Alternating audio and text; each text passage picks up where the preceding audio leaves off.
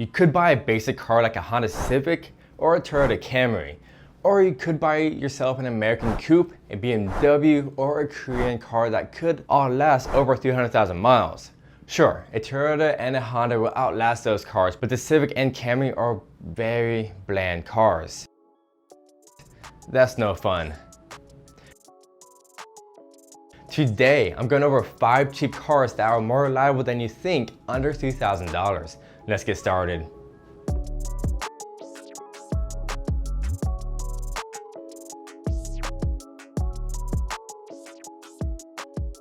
(1999 to 2004) New Edge Mustang V6, not the GT, but the V6. You have heard that correct. The same V6 Mustang that you'll see a racer driving. The same V6 that is clapped out. The same V6 that has 250,000 miles on the odometer and running very strong.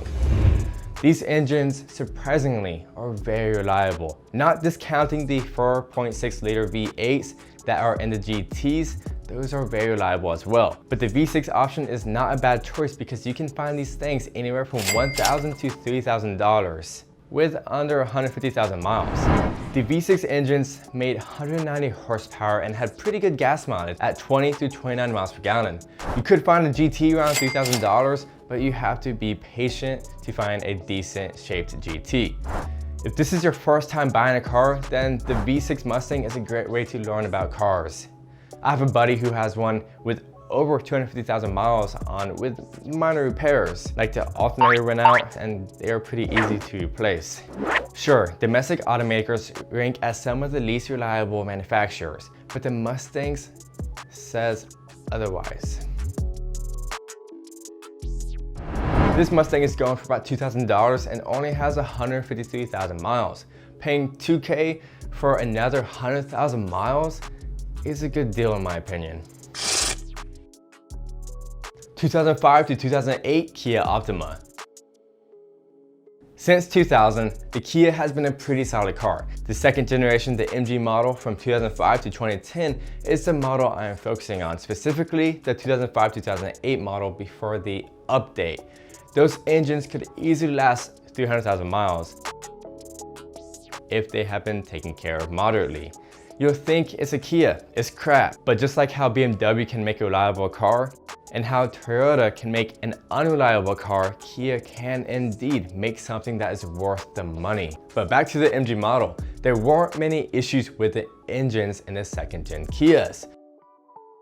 Surprisingly enough, the interior of the car is actually decently nice for what it is and for what you pay for.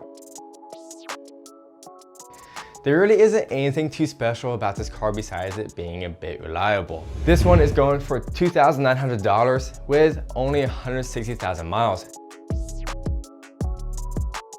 Not terrible, but I personally think that is a bit overpriced and you can get it a bit cheaper. 1990 to 1998 BMW E36 or 3 Series. Believe it or not, a BMW can be reliable. It can outlast many of its competitors, and specifically the 3 Series or the E36 model from 1990 to 1998 due to their well-balanced, reliable inline 6. Unheard of, right? Well, you are hearing it now. BMW did start offering a Vanos option similar to a VTEC and a Honda to their 6 cylinders in mid of 1993, which if they fail can cost a lot of money. If you are wanting the non-Vanos engine, which is a bit more reliable, look before 1993. There can be a minor issue with overheating, so to prevent that issue, I'll look into upgrading the radiator and installing a metal water pump instead of the stock plastic one, especially if you opt to use this car as some sort of drift car, which they are fantastic platforms to do so due to their near 50-50 weight distribution. These cars are just now going up in value, so be quick on your search.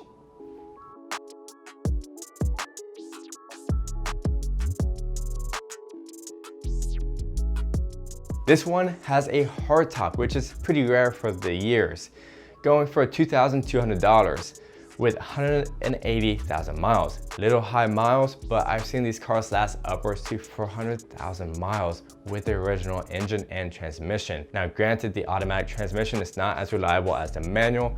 The manuals are by far superior. 1985 to 1995 Nissan Pathfinder. This was Nissan's direct response to the booming market against the Chevy Blazer, Ford Bronco, and the Jeep Cherokee.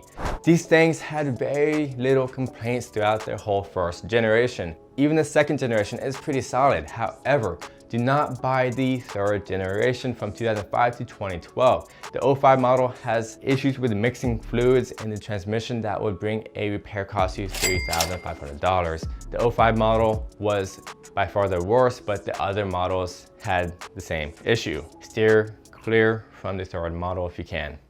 There are many first-gen Pathfinders meeting their way to 300,000 miles, and many even surpassing 300,000 miles. These cars looked rugged inside and out and were really built to last. You could even find one with leather seats, roof rack, and running boards. Whatever Nissan did then, Nissan should be doing now. This one is going for $1,500 with 190,000 miles.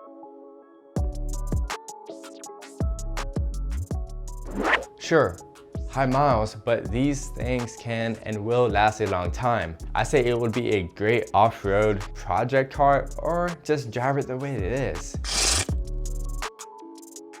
1990 through 1997 Chevrolet Geo Prizm. I know you have heard about that one ad where Chevrolet is saying that their cars are more reliable than Toyota. Well, that's a load of crap if you ask me. But if you go back to when the Geoprism was in production, I might have agreed. Why? Because Chevy's Geoprism was a Toyota, just rebadged as a Chevy.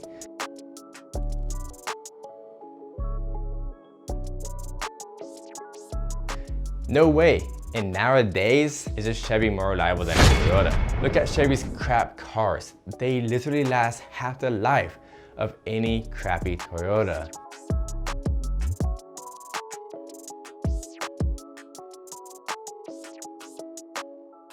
Anyways, the Geoprism was a solid car for the time. The interior is very simple and really looks great with its retro flair. Since it was essentially a Toyota, you'll get a decently comfortable ride, long-lasting reliable car for a great price. And it should be able to surpass 300,000 miles if the car is moderately taken care of. The Geoprism is going for $1,600 with only 109,000 miles. If you look at any 1992 Toyota Corolla, which that is what the Geoprism is based off of, with this type of miles, you should expect to pay around $3,000. However, this is a Toyota badged as a Chevy, so not many people really knows how much it is worth. So this is by far the best buy on this list. Alright guys, that's all for today. If you enjoyed this video, be sure to press the like button, subscribe, and press that notification bell. Go ahead and tell me what you like the best. What car you would want to drive if you had to pick one of these 5 on my list. But by now, 2 videos should be popping up. Check them out if you had the time. This is Chris with AutoMotivate. Always appreciate one another. I'll see you next time.